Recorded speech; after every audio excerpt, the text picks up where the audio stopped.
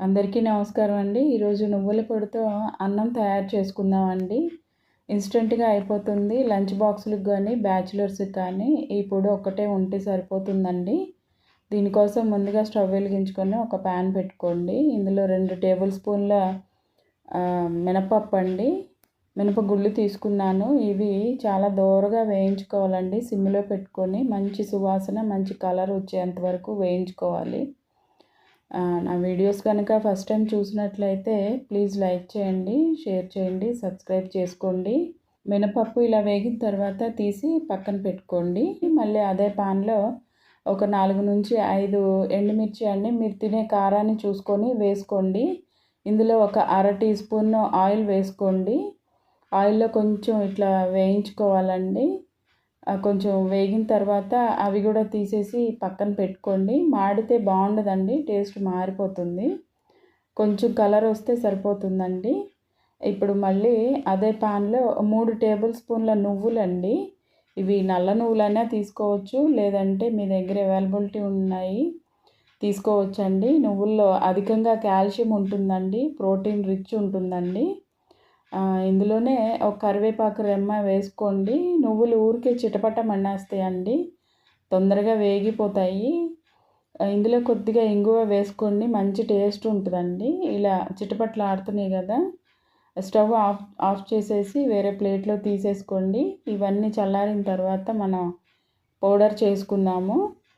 Mixie jar తీసుకొని అవన్నీ వేసుకొని కొద్దిగా సాల్ట్ వేసుకోండి. తర్వాత మనం రైస్లో కూడా కలుపుకుంటాము. ఇలా మిక్సీ పట్టుకొని పక్కన ఉంచుకోండి.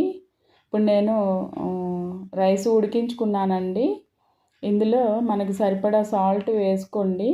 ఇది మిగిలిన అన్నంతో కూడా తయారు చేసుకోవచ్చండి, లేదంటే ప్రసాదం కింద అయినా కానీ, లేదంటే లంచ్ బాక్స్ రెసిపీకి కూడా పనికొస్తుందండి.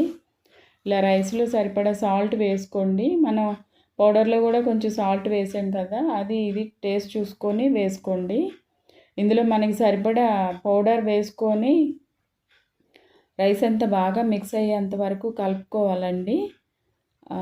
మనం ఆ టేస్ట్ చూసుకొని కొద్దిగా పౌడర్ తక్కువైనా కానీ వేసుకోవాలి. చాలా బాగుంటుందండి, అధికంగా కాల్షియం ఉంటుంది. అందులో లేడీస్కి చాలా ఇంపార్టెంట్ అండి. చాలా సింపుల్గా అయిపోయిద్దండి రెసిపీ కూడా. దీనికి పోపు పెట్టుకుందాము. ఇప్పుడు స్టవ్ వెలిగించుకొని ప్యాన్ పెట్టుకొని ఆయిల్ వేసుకోండి. ముందుగా జీలకర్ర, పోపు దినుసులు, నేను 2 పచ్చిమిర్చి చీలికలు వేసానండి. మీరు కావాలంటే ఎండుమిర్చి కూడా వేసుకోవచ్చు. చివరిగా కరివేపాకు వేసుకొని స్టవ్ ఆఫ్ చేసేసుకోండి. ఈ పోపు చల్లారిన తర్వాత మనం రైస్ కలుపుకున్నాం కదా, దానిలో కలిపేసుకోవడమేనండి. ఇంట్లో కూరగాయలు ఏమీ లేనప్పుడు ఇలా ఇన్స్టెంట్గా తయారు చేసుకోవచ్చండి. ఈ పౌడర్ ఎప్పటికప్పుడు తయారు చేసుకొని కలుపుకుంటే దాని ఫ్లేవరు, టేస్ట్ బాగుంటుందండి. అంతేనండి, రెడీ అయిపోయింది. ఇందులో కొద్దిగా నెయ్యి వేసుకొని రైస్ తింటే అండి నెక్స్ట్ లెవెల్లో ఉంటుంది. చాలా టేస్ట్ ఉంటుంది, నువ్వులు కదా. ఈ వీడియో కనుక మీకు నచ్చినట్లయితే ప్లీజ్ లైక్ చేయండి, షేర్ చేయండి, సబ్స్క్రైబ్ చేయండి.